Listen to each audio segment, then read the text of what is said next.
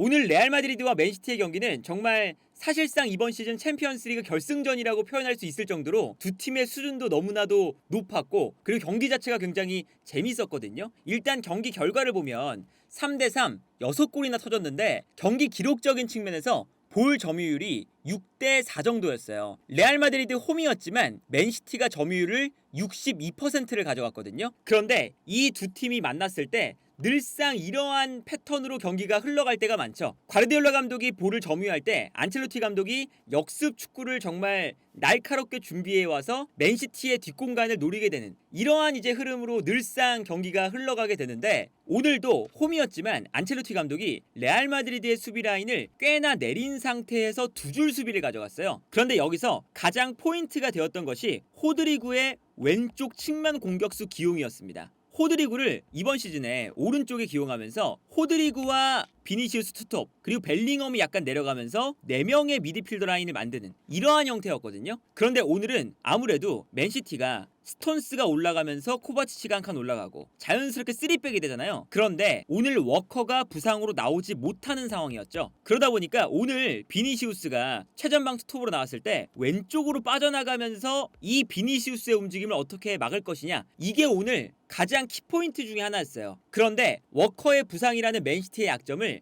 안첼로티 감독이 더욱더 귀찮게 만들기 위해서 호드리구를 아예 왼쪽 측면 공격수로 출전시킵니다. 그러면서 자연스럽게 4-4-2 전형이 만들어지거든요. 그래서 레알 마드리드가 수비 라인을 많이 내린 상태에서 수비를 많이 했잖아요. 수비를 하다가도 비니시우스가 투톱에 위치하기 때문에 측면 지역이 있을 때보다 꽤나 높은 지역에서 역습을 준비할 수가 있고요. 그러다 보니까 아칸지가 비니시우스 때문에 더 이상 올라오는 것이 약간 힘들어지죠. 그리고 여기에 더해서 역습으로 나갈 때 호드리구가 빠르게 올라가면서 호드리구와 비니시우스가 아칸지를 괴롭히는, 그리고 약간 이제 비니시우스가 중앙으로 들어가면 디아스가 비니시우스를 마크하게 되고, 그리고 벨링엄이 사실상 최전방 공격수처럼 나왔기 때문에 벨링엄이 또 위에 있으니까 그바르디올이 벨링엄을 마크하게 되면 발베르데의 기동력을 살려서 발베르데가 반대편으로 또 뛰어간다. 이런 식으로 왼쪽부터 시작되는 역습 패턴을 안첼로티 감독이 짜왔거든요. 근데 이러한 역습 패턴이 안첼로티 감독이 지지난 시즌에 벤제마가 있을 때 벤제마와 비니시우스 이 두 명의 선수를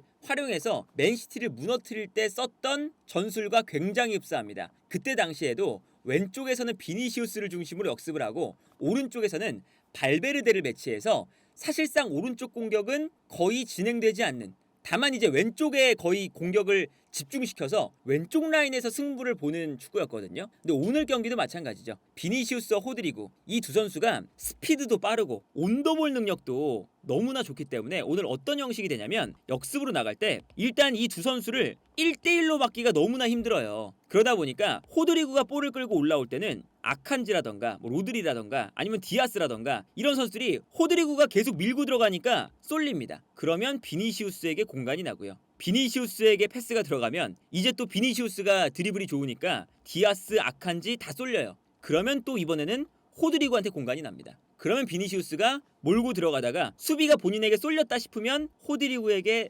내주면서 이 공간을 또 활용을 해요. 그러니까 이게 정말 단순하게 오늘 오히려 벨링엄이 약간 오른쪽에 있다 보니까 영향력이 좀 부족했거든요. 왼쪽 라인에서 오늘 호드리구와 비니시우스 그냥 이 두 선수의 개인 능력만 가지고도 맨시티의 수비 라인이 레알 마드리드의 역습을 막아내는데 되게 힘들어했어요. 그러니까 이거는 안첼로티 감독이 정말 치밀하게 오늘 호드리구를 왼쪽 라인에 기용을 하면서 워커가 없는 그 공간을 우리가 약간 비대칭적인 운영을 하면서 극대화를 시켜보자 라는 아이디어였고, 그 아이디어가 아주 잘 통했었습니다. 그래서 오늘 경기를 보면 레알 마드리드가 정말 수비 라인이 내려가서 사실 페널티 박스 주변에 형성이 되어 있을 때가 많아요. 그런데 전방에 있는 이제 비니시우스를 보고 그냥 일단 비니시우스한테 연결합니다. 그 다음에 호드리구가 비니시우스에게 패스를 보내주고 이 장면에서는 전방으로 뛰어가기 시작하죠. 그럼 여기서 비니시우스가 볼을 잡았을 때 워낙에 돌파가 좋다 보니까 여기서 볼을 소유를 해줘요. 그럼 이 장면에서는 아칸지가 비니시우스가 약간 왼쪽에 있다가 중앙 지역으로 들어오기 때문에 아칸지가 끌려 들어옵니다. 그러면 그 순간 왼쪽에 있었던 호드리구가 이 공간으로 뛰어들어가고 비니시우스가 아칸지를 끌어당긴 다음에 이 공간으로 패스를 보내주죠. 그리고 여기서도 보시면 벨링엄이 오른쪽으로 빠져주면서 그바르디올과 디아스를 본인에게 끌어당기고 있는 걸 볼 수가 있죠. 그러니까 오늘 벨링엄은 약간 미끼의 역할을 하고 왼쪽 라인에서 비니시우스와 호드리구 이 두 선수가 이 넓은 공간을 쓰기 시작하는 거예요. 그 다음에 호드리구가 이 공간으로 볼을 끌고 올라가는데 호드리구가 드리블을 하면서 올라가니까 많은 선수들이 또 호드리구한테 쏠립니다. 그런데 호드리구한테 수비가 쏠리는 순간 비니시우스가 중앙지역에서 호드리구한테 패스를 보내주고 본인은 요 뒷공간으로 뛰어가기 시작하죠. 그러면 호드리구가 본인에게 수비가 쏠리니까 이제 망설이지 않고 뛰어들어가는 비니시우스에게 패스를 보내줘요. 정말 두 선수의 그냥 패스워크 두 번 만에 최전방까지 올라오는 거죠. 그리고 여기서도 비니시우스가 볼을 몰고 올라가니까 비니시우스 쪽으로 이번에는 맨시티 선수들이 쏠립니다. 그러면 여기서 비니시우스가 수비를 끌어당겼다가 모든 선수가 이제 비니시우스 때문에 뒤로 물러나 있고 비니시우스에게 쏠려 있잖아요. 그러면 호드리구가 요 앞 공간으로 움직이면서 넓은 공간을 쓰기 시작하고 여기서 이제 비니시우스가 컷백 그리고 호드리구가 슈팅까지 가져가는 걸 볼 수가 있죠. 호드리구, 비니시우스, 벨링엄 요 세 명의 움직임을 활용한 동선 정리와 상대 수비를 혼란시키는 이 움직임 자체가 너무나도 좋아요. 그러다 보니까 이 레알 마드리드의 그 두 번째 득점 장면이 이런 장면에서 나왔죠. 역습을 갈 때 비니시우스가 약간 내려옵니다. 그래서 디아스가 비니시우스를 따라 내려오죠. 그 순간 호드리구가 왼쪽 라인에 있다가 비니시우스의 뒷공간으로 뛰어요. 그 다음에 아케가 이제 호드리구를 따라가는 거죠. 3백의 오른쪽. 근데 여기서 비니시우스가 볼을 잡은 다음에 뛰어들어가는 호드리구에게 스루 패스를 넣어줍니다. 굉장히 단순한 딱 한 번의 패스예요. 근데 여기서 호드리구가 볼을 끌고 올라가면서 일단 뭐 스피드도 좋고 그리고 드리블도 좋기 때문에 계속 밀고 갑니다. 밀고 가다가 분명히 아칸지가 잘 따라 붙었어요. 호드리구한테. 그리고 반대편에서도 가운데로 들어와 주면서 그바르디올이 커버를 잘해줬습니다. 호드리구가 1대1 찬스이긴 했는데 되게 어려운 상황이었어요. 수비수들이 잘 복귀를 해서. 근데 여기서 호드리구가 달려가다가 한번 멈춥니다. 멈추면서 오히려 아칸지가 호드리구의 앞으로 가죠. 그리고 호드리구가 멈추니까 그바르디올도 빨리 따라와서 옆에 붙어주고요. 근데 여기서 호드리구가 멈춘 다음에 아칸지가 달려들어오니까 아칸지의 가랑이 사이로 툭 슈팅을 해요. 그래서 이 볼이 정말 떼굴 굴러서 득점이 됩니다. 이 슈팅의 클래스, 타이밍의 클래스, 이게 사실은 이런 팀들이 토너먼트에 상대하기가 굉장히 까다롭거든요. 레알 마드리드처럼 분명히 스쿼드가 좋은데 수비 축구를 하면서 실점을 최소화하려는 움직임을 가져가면서 공격 라인에는 비니시우스와 벨링엄, 호드리구 3명의 선수만으로도 득점을 만들 수 있는 좋은 퀄리티의 공격진을 갖추면서 수비 축구를 한다. 그리고 역습을 웬만해서는 성공시킨다. 이러한 이제 전술 패턴을 안첼로티 감독이 오늘 경기도 들고 나왔고 그러다 보니까 맨시티가 역습에 상당 부분 고전하는 모습을 보여줬다. 그리고 이제 여기에 더해서 사실은 뭐 비니시우스라던가 벨링엄 그리고 호드리구 여기에 더해서 발베르데까지 사실은 움직임 자체가 이번 시즌 매우 좋아요. 그러니까 레알 마드리드가 이번 시즌에 원톱 없이 경기를 할 수 있는 이유가 동선 정리를 정말 기가 막히게 해놨거든요. 안첼로티 감독이. 그러니까 안첼로티 감독이 뭐 오늘 약간 수비 축구를 했기 때문에 좀 너무 답답한 거 아니냐 이런 얘기를 듣고 있긴 하지만 이 공격 라인의 동선 정리는 너무나도 좋습니다. 예를 들면 비니시우스가 측면으로 빠지면 벨링엄이 가운데로 들어오고 벨링엄이 가운데로 들어오면서 수비가 끌려나가면 호드리구가 들어가고 호드리구가 또 들어가면서 수비가 끌려나오면 발베르데가 수비 밸런스를 맞춰주는 역할 같지만 밸런스를 맞춰주다가 어느 순간 튀어 올라와서 이 공간을 또 씁니다. 이게 사실은 이 선수들의 유기적인 침투와 이제 공간을 만들어주고 침투하고 볼을 내주고 이러한 동선들이 너무나 잘 짜여져 있기 때문에 이 레알 마드리드의 역습과 공격 과정이 원톱 없이도 너무나도 잘 이루어지고 있는 거거든요. 이 장면을 보시면 레알 마드리드가 이제 후방에서부터 올라오고 있는데 이때 카르바알이 약간 가운데로 들어와요. 대신에 발베르데가 측면으로 좀 나가 있겠죠. 그 순간 일단 카르바알한테 패스가 들어갑니다. 그리고 그 순간 앞쪽에서 벨링엄이 요 공간으로 약간 내려옵니다. 카르바알이 중앙으로 들어가니까. 그래서 이 다음 장면을 보시면 카르바알이 가운데에서 맨시티의 전방 압박을 약간 쏠리게 만들고 그 순간 발베르데는 올라가 있고 그러다 보니까 맨시티 수비 라인이 뒷걸음질 칠 때 벨링엄이 최전방에 있다가 요 라인 사이로 들어온다. 그리고 벨링엄에게 일단 패스가 들어갑니다. 그래서 벨링엄이 가운데서 볼을 받는 형태가 되고요. 발베르데가 올라가 있는 걸 볼 수가 있죠. 그 다음에 벨링엄이 발베르데에게 패스를 줘요. 그 다음이 이제 보시면 벨링엄이 내려와 있기 때문에 반대편에 있었던 호드리구가 살금살금 가운데로 들어옵니다. 그리고 발베르데가 측면 지역에서 움직이기 때문에 그바르디올이 끌려나가는 순간 비니시우스가 가운데로 침투하죠. 그러면 뛰어들어가는 비니시우스에게 패스가 들어가고요. 그러면 비니시우스가 측면으로 돌아뛰면서 이 공간을 이제 무너뜨리고 있는데, 이때 벨링엄이 다시 올라오면서 맨시티의 수비수들이 벨링엄을 따라갈 수밖에 없는 이러한 상황을 만들어주고 있어요. 그러니까 이 움직임을 보시면 벨링엄, 발베르데, 비니시우스 이 세 명의 선수가 계속 스위칭을 하면서 공간을 서로에게끔 만들어주는 장면들이 나오거든요. 그러니까 이러한 모습들이 오늘 레알 마드리드의 전술에서 참 흥미로웠고, 이 안첼로티 감독의 그 전술적인 역량이, 사실 이 안첼로티 감독이 뭐 운장이다 뭐 이런 얘기를 듣는데, 안첼로티 감독은 전술적으로 매우 뛰어난 감독이라는 걸 오늘 경기에서 또다시 증명을 해냈던 경기였다. 그리고 오늘 아무래도 레알 마드리드는 어느 정도 이제 일정상 쉴 수 있는 시간이 좀 있었고요. 맨시티는 쉴 수 있는 시간이 거의 적었어요. 이틀 전에 경기를 했잖아요. 그러다 보니까 오늘 레알 마드리드가 맨시티가 후방에서 볼을 가지고 있으면 그래도 과감하게 올라와서 계속 이제 1대1로 체력적인 우위를 이제 보여주면서 붙어있는 장면들이 많았거든요. 근데 여기서 이제 재밌었던 게, 맨시티가 이렇게 전방 압박을 당할 때 이제는 홀란드가 있기 때문에 체력적으로 좀 풀어나가기가 어려우면 그냥 전방으로 뻥 찰 때가 있어요. 근데 이것도 안첼로티 감독이 리디거를 홀란드 전담 마크맨으로 붙여주면서, 사실 이 싸움이 지난 시즌에도 있었죠. 리디거와 홀란드의 싸움. 리디거가 홀란드를 1대1로 잡아라,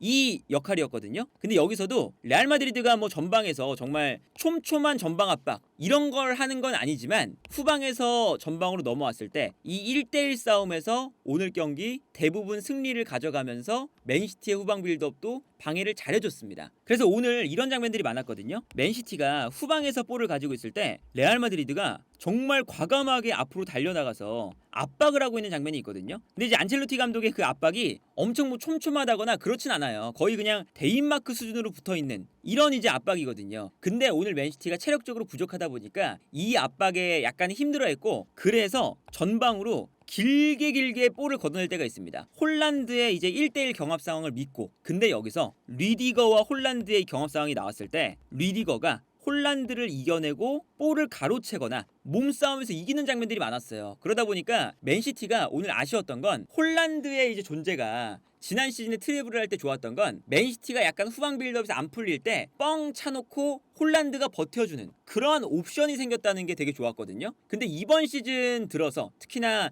최근에 홀란드가 그 역할을 약간 못해주고 있고, 무엇보다 리디거처럼 혹은 뭐 맥과이어 같은 피지컬이 좋은 선수들과 붙었을 때 약간 홀란드가 힘에서 밀리는 경향을 보여줄 때가 있습니다. 그러다 보니까 레알 마드리드가 세 번째 골, 그러니까 3대3이 된 동점골을 만들었을 때도 그런 장면이었거든요. 전방에서 강하게 압박을 하니까 맨시티가 계속 뻥뻥 차다가 1대1 싸움에서 지는 거예요. 그래서 이번에는 홀란드 쪽으로 가지 않고 약간 중원 쪽으로 갔습니다. 근데 그러다 보니까 카르바알이 올라와서 부딪혀주고 요 세컨볼이 떨어졌죠. 그래서 레알 마드리드의 전방 압박이 통하는 장면이었고요. 이 압박에서 이겨서 모드리치가 세컨볼을 받아서 볼을 끌고 올라갑니다. 그리고 여기서도 볼을 끌고 올라갈 때 모드리치가 비니시우스가 왼쪽으로 돌아뛰고 벨링엄은 가운데로 뛰어들어가고, 그리고 호드리그 대신 투입된 브라임 디아스가 오른쪽으로 뛰어나가요. 그리고 이때 볼 수 있는 선수, 뒤쪽에 발베르데가 어느샌가 슬금슬금 올라오고 있습니다. 이 동선이 사실을 뛰어들어갈 때 굉장히 레알 마드리드는 좋아요. 그러다 보니까 여기서 모드리치가 비니시우스한테 패스를 보내주고, 비니시우스가 측면에서 볼을 잡았을 때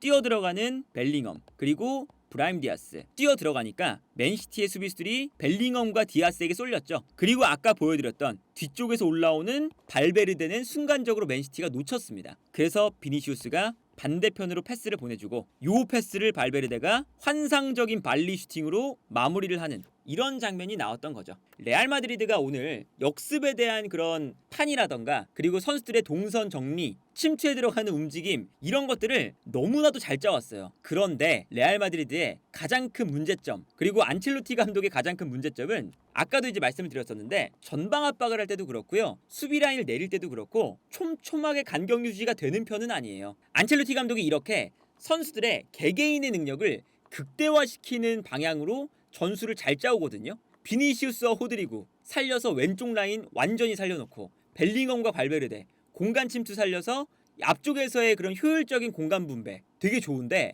최근 현대적인 이 감독들처럼 간격 유지가 막 촘촘하다거나 정말 10명의 선수가 다 함께 압박을 해서 수적인 우위를 형성한다거나 그런 측면에서는 약간은 과르디올라에 비해 부족한 측면이 있죠. 그러다 보니까 오늘 이제 어떤 장면이 나오냐면 이렇게 레알 마드리드가 두 줄 수비를 만들어 놨을 때 요 사이사이 공간에 코바치치, 스톤스, 로드리, 포든, 가운데로 들어오는 베실바 혹은 그릴리시 이런 선수들이 생각보다는 수월하게 요 라인 사이에서 플레이할 수가 있습니다. 그래서 레알 마드리드가 수비를 하는 것에 비해서는 수비가 그렇게 단단하지가 않았어요. 그래서 오늘 나왔던 그 맨시티의 득점 장면들이 모두 다 미드필더 라인에서 공간을 허용하면서 나온 실점이었습니다. 예를 들면 이제 이런 장면이 나오는 거죠. 이 장면을 보시면 베르나르도 실바가 측면으로 뛰어갈 때 로드리도 올라오고요. 스톤스도 올라오고 그리고 포든도 이제 중앙에 있죠. 코바치치도 올라오고요. 그러다 보니까 이 중앙 지역에 선수들이 굉장히 많이 배치가 돼 있어요. 맨시티는. 그리고 여기서부터 이제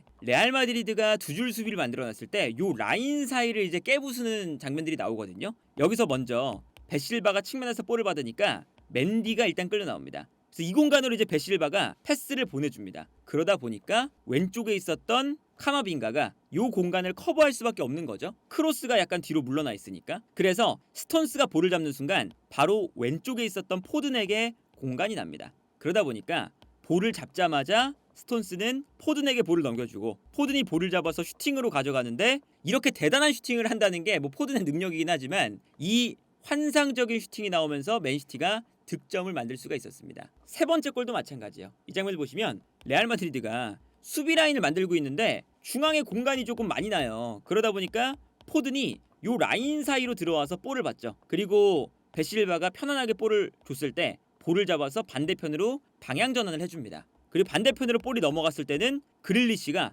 볼을 안쪽으로 몰고 들어가는데 이때 포든이 앞쪽에서 약간 이제 움직이면서 크로스의 움직임을 약간 끌어당기거든요. 카마빈가의 움직임과 그리고 여기에 대해서 코바치치가 안쪽으로 이제 뛰어가기 때문에 두 명의 중앙 미드필더가 포든하고 코바치치 때문에 약간 뒤로 물러났어요. 그 순간 그릴리시가 요 앞 공간으로 패스를 보내주는데 요 앞 공간에는 그바르디올이 들어와서 공간을 점유하고 있습니다. 그리고 여기서 이것도 사실은 공간을 내줬을 때 득점으로 만들어내는 게 되게 힘든 장면인데 그바르디올이 본인의 주발 왼발도 아니고 오른발로 감아차면서 환상적인 득점이 나옵니다. 그래서 첫 번째 골 나올 때도 이게 그 전반전 1분도 안 됐을 때 나왔던 장면인데 레알 마드리드가 압박을 하긴 해요. 근데 라인 사이 거리가 좀 멀다 보니까 맨시티가 압박을 편안하게 패스를 주고받으면서 풀어나옵니다. 그리고 뛰어들어가는 그릴리시에게 넓은 공간이 나고 이 공간으로 패스가 들어가죠. 그리고 여기서 그릴리시가 좋은 공간이 나니까 볼을 끌고 들어갈 때 여기서 이제 추아메니가 반칙을 범할 수밖에 없는 장면이 나오거든요. 그리고 이 프리킥에서 사실은 이거는 뭐 그 루닌 골키퍼의 실수죠.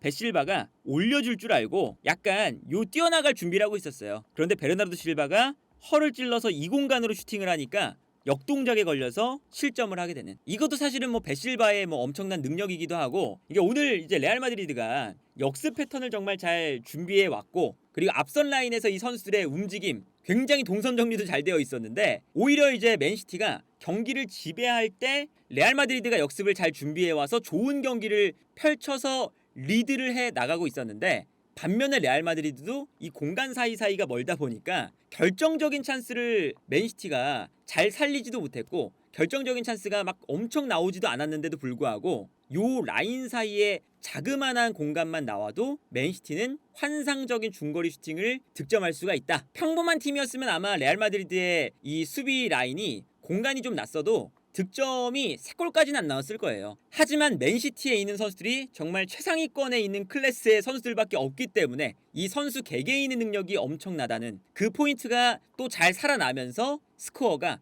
3대3으로 균형을 이루게 됐다. 오늘 골 기대값이 양팀 통틀어서 레알 마드리드 0.6골, 맨시티 0.8골이에요. 한 골이 채 안 됩니다. 그런데 두 팀 다 3골씩을 넣었어요. 이 선수 개개인의 능력이 얼마나 좋으면 약간의 슈팅 찬스만 나와도 결정을 지을 수 있다는 이 퀄리티를 가졌다라는 것이 이 두 팀의 어마어마한 팀이라는 것을 증명하는 지표이기도 하고요.